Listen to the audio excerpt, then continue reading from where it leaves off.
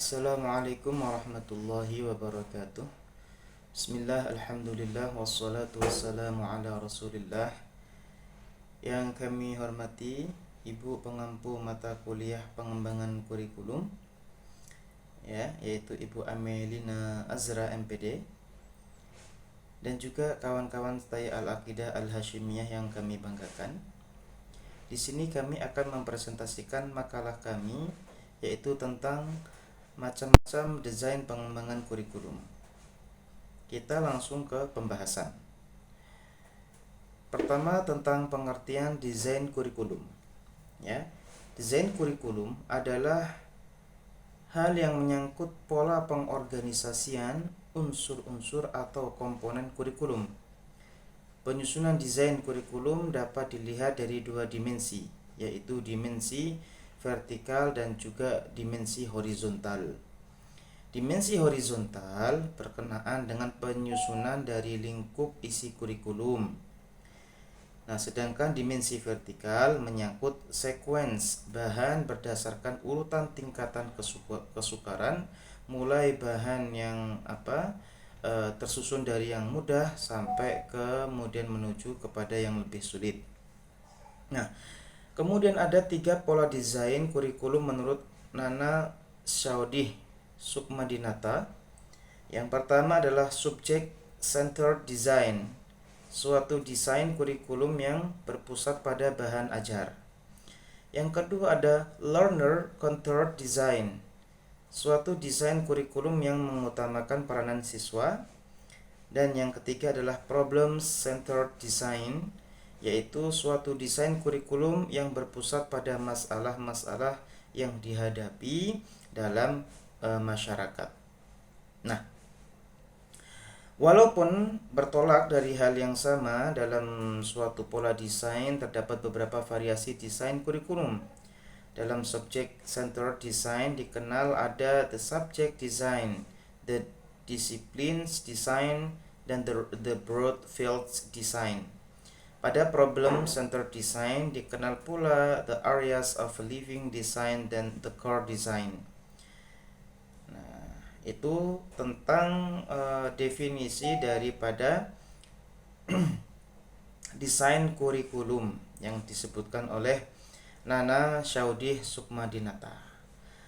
Nah, adapun penjelasan selanjutnya akan disampaikan oleh rekan-rekan saya, yaitu Dila Maharani dan juga Tri Amelina Hardiviana.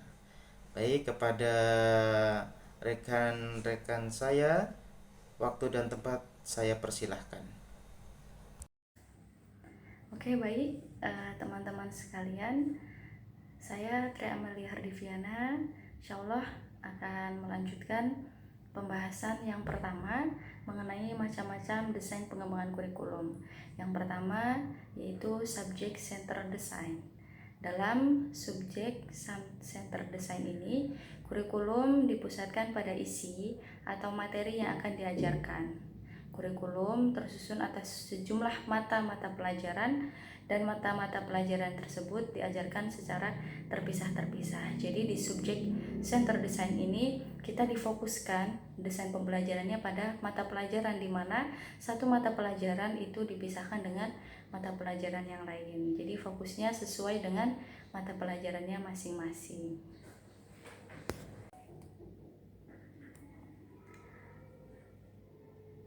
Subject center design ini atau desain yang berpusat pada mata pelajaran mempunyai beberapa kelebihan dan kekurangan. Adapun beberapa kelebihan dari kurikulum ini adalah mudah disusun, dilaksanakan, dievaluasi serta disempurnakan. Kemudian pengajarnya juga tidak perlu dipersiapkan secara khusus, asalkan pengajar ini menguasai ilmu atau bahan yang akan diajarkan, sering dipandang sudah dapat menyampaikan pembelajaran tersebut. Nah, adapun beberapa kritik atau kekurangan dari model desain ini karena pengetahuan diberikan secara terpisah-pisah. Hal itu bertentangan dengan kenyataan, sebab dalam kenyataan pengetahuan itu merupakan satu kesatuan. Kemudian karena mengutamakan bahan ajar, maka peran peserta didik ini sangat pasif. karena di sini hanya berpusat pada mata pelajarannya, pada bahan ajarnya, tetapi peserta didik tidak dituntut untuk aktif. Maka kekurangannya adalah peserta didik jadi kurang berkembang dalam desain pembelajaran ini.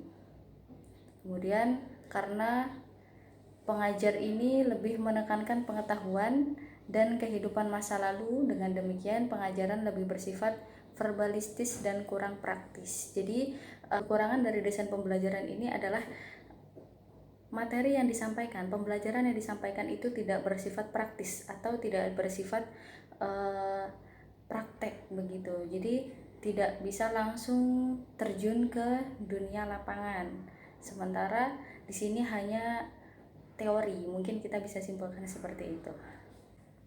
Dalam desain subject center design ini ada beberapa, kita dapat merincikan menjadi beberapa model-model pembelajaran kurikulum sebagai berikut. Yang pertama itu ada the subject design. Subject design kurikulum ini merupakan bentuk dari desain yang paling murni dari subject center design. Materi pelajaran disajikan secara terpisah dalam bentuk mata pelajaran. Metode desain ini telah ada sejak lama, dari zaman orang Yunani, kemudian dilanjutkan di zaman Romawi mengembangkan trivium dan quadrivium. Trivium meliputi gramatikal, logika, dan retorika, sedangkan quadrivium matematika, geometri, astronom, dan musik, dan yang lain-lainnya. Ini memiliki kelemahan. Dari desain subject design ini memiliki kelemahan. Yang pertama, kurikulum memberikan pengetahuan terpisah-pisah. Kemudian isi kurikulumnya diambil dari masa lalu terlepas dari kejadian yang hangat yang sedang berlangsung saat sekarang. Jadi yang diambil itu pelajaran di masa-masa lalu, tidak update dengan apa yang terjadi di masa sekarang. Kemudian kurikulum ini juga kurang memperhatikan minat, kebutuhan, dan pengalaman para peserta didik. Nah, ini dia. Kemudian isi kurikulum disusun berdasarkan sistematika ilmu yang sering menimbulkan kesukaran di dalam mempelajari dan menggunakannya. Jadi hanya berdasarkan sistematika ilmu, tapi kita sering menimbulkan kesulitan dalam mempelajari ataupun mempraktekkan ilmu ini. Kemudian yang terakhir kekurangannya yaitu kurikulum ini lebih mengutamakan isi dan kurang memperhatikan cara menyampaikan. Cara penyampaian utama adalah ekspositori yang menyebabkan peranan siswanya menjadi pasif. Meskipun demikian, dari the subject design ini juga memiliki beberapa kelebihan. Salah satunya yaitu karena materi pelajarannya diambil dari ilmu yang tersusun secara sistematis dan logis, maka penyusunannya juga cukup mudah. Kemudian bentuk ini sudah dikenal sangat lama, baik oleh guru-guru maupun orang tua, sehingga lebih mudah untuk dilaksanakan. Kemudian bentuk ini juga memudahkan peserta didik untuk mengikuti pendidikan di perguruan tinggi, sebab pada perguruan tinggi umumnya digunakan bentuk ini juga. Bentuk ini juga dapat dilaksanakan secara efisien karena metode utamanya adalah metode ekspositori yang dikenal tingkat efisiennya. Adapun yang kedua yaitu macam-macam desain pengembangan kurikulum. Ada learner center design yang merupakan suatu desain kurikulum yang memberi tempat utama kepada peserta didik. Ya, di dalam pendidikan atau pengajaran yang belajar dan berkembang adalah peserta didiknya sendiri. Guru ataupun pendidik, pengajar hanya berperan menciptakan situasi belajar mengajar, mendorong dan memberikan bimbingan sesuai dengan kebutuhan peserta didik. Jadi pada jenis atau macam desain pengembangan kurikulum kali ini difokuskan kepada peserta didik. Jadi peserta didik sebagai pusat pembelajarannya. Jadi kalau yang pertama tadi tentang mata pelajarannya, kalau yang sekarang adalah peserta didiknya, guru sebagai motivator, sebagai fasilitator untuk murid atau peserta didik dapat berkembang lebih baik. Ya, dalam desain kurikulum learner center design, desain yang berpusat pada pembelajar ini, peserta didik bukan berarti tiada daya atau tidak bisa melakukan sesuatu, tetapi dia adalah suatu organisme yang punya potensi untuk berbuat, berperilaku, belajar, dan juga berkembang secara sendiri. Learner Center Design bersumber dari konsep Rousseau tentang pendidikan alam, menekankan perkembangan peserta didik, pengorganisasian kurikulum didasarkan pada minat, kebutuhan, serta tujuan dari peserta didik. Jadi kita paham ya. Ada dua ciri utama yang akan antara model yang pertama yang tadi yang subject center design dengan model yang kedua ini, yaitu learner center design. Jadi yang pertama, learner center design ini mengembangkan kurikulum dengan bertolak dari peserta didik, bukan dari isinya, bukan dari mata pelajarannya. Kemudian yang kedua, learner center design bersifatnya non-pre-plan atau kurikulumnya tidak diorganisasikan sebelumnya, tetapi kemudian dikembangkan bersama antara guru dengan siswa dalam penyelesaian tugas pendidikan. Kemudian organisasi kurikulum ini didasarkan atas masalah-masalah atau topik-topik yang menarik perhatian dan dibutuhkan peserta didik, serta sekuensinya disesuaikan dengan tingkat pengembangan dari mereka. Dalam desain yang kedua ini ada beberapa model-model yang dapat digunakan. Salah satunya yang akan kita bahas adalah the activity atau experience design. Model desain ini berawal pada abad 18 atas hasil karya dari Rousseau dan Pestalozzi yang berkembang pesat pada tahun 1920 atau sekitaran 1930-an pada masa kejayaan pendidikan progresif. Apa sih ciri utama dari activity atau experience design ini? Yang pertama adalah struktur kurikulum ditentukan oleh kebutuhan dan minat dari peserta didik. Jadi, di sini peserta didik berperan aktif menentukan bakat, minat, dan kebutuhannya dalam belajar. Kemudian yang kedua, yaitu struktur kurikulum didasarkan atas minat dan kebutuhan serta minat peserta didik. Nah, yang ketiga, desain kurikulum tersebut menekankan prosedur pada pemecahan masalah. Kemudian, apa kelebihan dari desain ini? Seperti desain kurikulum yang pertama, maka desain yang kedua ini, learner center design, juga mempunyai kelebihan dan kekurangan. Lalu apa saja kelebihan dan kekurangannya? Yang pertama, kelebihan dari learner center design ini atau desain yang berpusat kepada pembelajar atau peserta didik, yakni yang pertama, karena kegiatan pendidikannya didasarkan atas kebutuhan dan minat peserta didik, maka motivasi belajar peserta ini bersifat intrinsik dan tidak perlu dirangsang dari luar. Kemudian yang kedua, pengajar memperhatikan perbedaan individual. Mereka turut dalam kegiatan belajar kelompok karena membutuhkannya. Kegiatan-kegiatan pemecahan masalah memberikan bekal kecakapan dan pengetahuan untuk menghadapi kehidupan kelak di luar sekolah. Jadi harapannya di sini bukan cuman peserta didik itu bisa menyelesaikan masalah di sekolah, juga nanti kemudian di masa yang di luar sekolah juga bisa diselesaikan, seperti itu. Assalamualaikum warahmatullahi wabarakatuh. Perkenalkan, nama saya Dila Maharani. Di sini saya akan melanjutkan tentang presentasi kami, yaitu tentang pengembangan kurikulum, tentang macam-macam desain dalam pengembangan kurikulum. Baik, saya akan menjelaskan tentang problem centered design, yaitu desain yang berpusat pada permasalahan. Di sini desain kurikulum tertuju pada masalah-masalah yang ada di masyarakat. Pendidik berusaha mempengaruhi perubahan sosial dengan menyelesaikan berbagai permasalahan sosial. Desain kurikulum ini dibedakan yaitu ada dua, the areas of living design dan core design. Di sini ada dua variasi desain kurikulum, yaitu yang saya sebutkan tadi. Yang pertama adalah the areas of living design. Model ini menekankan prosedur belajar melalui pemecahan masalah. Dalam prosedur belajar ini tujuan yang bersifat proses dan bersifat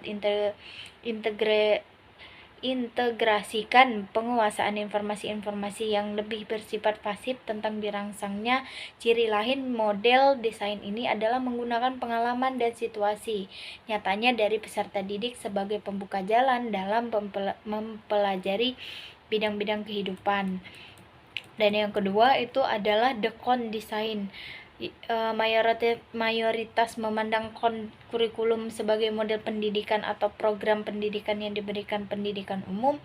The kurikulum ini diberikan guru-guru yang memiliki penugasan dan berwawasan luas, bukan spesialis.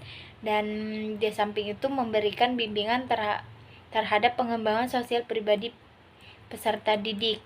Kurikulum ini timbul sebagai reaksi utama kepada separate subjek desain yang bersifat terpisah-pisah dalam mengintegrasikan bahan ajar. Mereka memilih mata-mata pelajaran dan bahan ajar tertentu sebagai inti. Pelajaran lainnya dikembangkan di sekitar tersebut. Menurut konsep ini, inti-inti bahan ajar dipusatkan pada kebutuhan individu dan sosial. Dokon kurikulum diberikan ke guru-guru yang memiliki penguasaan dan wawasan luas. Dan ada beberapa variasi desain dari kurikulum ini, yaitu ada 6. Disparate subject con, salah satu usaha untuk mengatasi keterpisahan antara mata pelajar dengan mata pelajar yang dipandang untuk mendasari atau menjadi inti mata pelajaran lainnya dijadikan kon. Dan yang kedua yaitu adalah the correlates con. Model desain ini pun berkembang dari the separate subject design dengan jalan mengintegrasikan beberapa mata pelajaran yang erat hubungannya. Dan yang ketiga ada the Facet Con. Kurikulum ini juga berpangkalan dari separate subject. Pengintegrasiannya bukan hanya antara 2 atau 3 mata pelajaran, tetapi lebih banyak. Dalam studi ini dikembangkan tema-tema masalah umum yang dapat ditinjau dari berbagai sudut pandang. Dan yang keempat ada the activity atau experience con. Model desain ini berkembang dari pendidikan progresif dengan learning centered desainnya dan dipusatkan pada minat-minat dan kebutuhan peserta didik. Dan yang kelima adalah the area of living con. Model ini juga berpangkalan pada pendidikan progresif, tetapi organisasinya terstruktur dan telah dirancang sebelumnya. Berbentuk pendidikan ini yang belum isinya diambil dari masalah-masalah yang muncul di masyarakat. Dan yang keenam ada the social problem con. Model desain ini merupakan produk dari pendidikan progresif didasarkan atas problema-problema yang mendasar dan bersifat kontroversial. Cukup sekian itu yang dapat saya sampaikan. Dan kesimpulannya desain kurikulum itu ada 3 kurikulum, yaitu yang pertama dijelaskan rekan saya tadi subjek centered design yang tertuju pada pusat dan bahan ajar. Dan yang kedua learning centered design mengutamakan peranan siswa. Dan yang ketiga problem centered design berpusat pada masalah-masalah yang dihadapi di dalam masyarakat. Kelebihan dari model subject centered design adalah yaitu mudah disusun, dilaksanakan, dievaluasi, dan disempurnakan. Dan para pengajarnya tidak perlu dipersiapkan khusus, asal menguasai ilmu atau bahan yang akan diajarkan, sering dipandang sudah dapat menyampaikannya. Kekurangan dari model subject subject centered design adalah karena pengetahuan yang diberikan secara terpisah-pisah, hal itu bertentangan dengan kenyataan. Sebab dalam kenyataan pengetahuan itu merupakan satu kesatuan, dan yang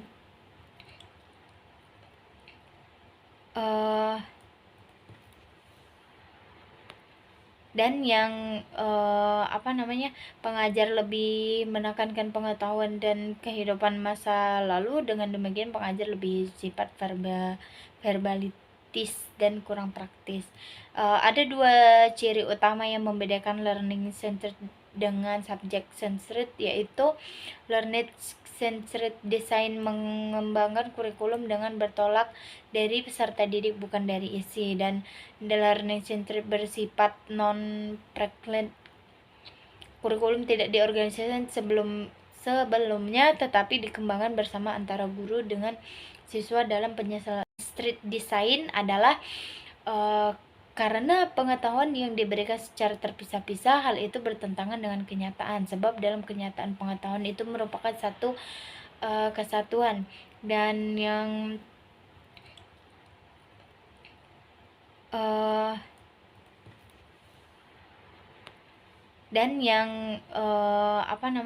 pengajar lebih menekankan pengetahuan dan kehidupan masa lalu. Dengan demikian pengajar lebih sifat verbalitis dan kurang praktis. Ada dua ciri utama yang membedakan learning centered dengan subject centered, yaitu learning centered design mengembangkan kurikulum dengan bertolak dari peserta didik bukan dari isi, dan learning centered bersifat non-prevalent. Kurikulum tidak diorganisasikan sebelumnya tetapi dikembangkan bersama antara guru dengan siswa dalam penyelesaian tugas-tugas pendidik. Problem centered design berpangkalan pada filsafat yang mengutamakan peranan mahasiswa, berbeda dengan learning centered yang diutamakan manusia dan peserta didik secara individual. Sedangkan desain ini menekankan manusia dalam kesatuan kelompok, yaitu kesejahteraan masyarakat. Konsep pengembangan model kurikulum ini berangkat dari asumsi manusia sebagai makhluk sosial selalu hidup bersama. Demikian itu yang dapat saya sampaikan, dan kami buka untuk sesi tanya jawab. Sekian, wassalamualaikum warahmatullahi wabarakatuh. Oke, terima kasih rekanita saya Dila Mahriani dan Tri Amelia. Ya, sampai akhirnya kita sudah berada di penghujung pembahasan. Jadi langsung kita simpulkan saja. Jadi kesimpulan dari makalah yang kita presentasikan tadi adalah bahwa desain kurikulum terdiri dari tiga pola maksud saya desain kurikulum, yaitu subject centered design atau pusat pada bahan ajar, learner centered design mengutamakan peranan siswa, dan problem centered design yaitu berpusat pada masalah-masalah yang dihadapi dalam masyarakat. Kemudian setiap desain-desain tersebut memiliki kelebihannya masing-masing, ya tadi sudah disampaikan, ya, dan juga memiliki kekurangannya masing-masing. Ya, baik, terima kasih atas perhatian, ya, dan kami juga meminta kritik dan sarannya apabila ada kekurangan dalam makalah kami atau penyampaian kami. Semoga makalah yang kami presentasikan ini bermanfaat, ya, bagi kita dan dunia pendidikan Indonesia. Amin ya rabbal alamin. Saya akhiri, wassalamualaikum warahmatullahi wabarakatuh.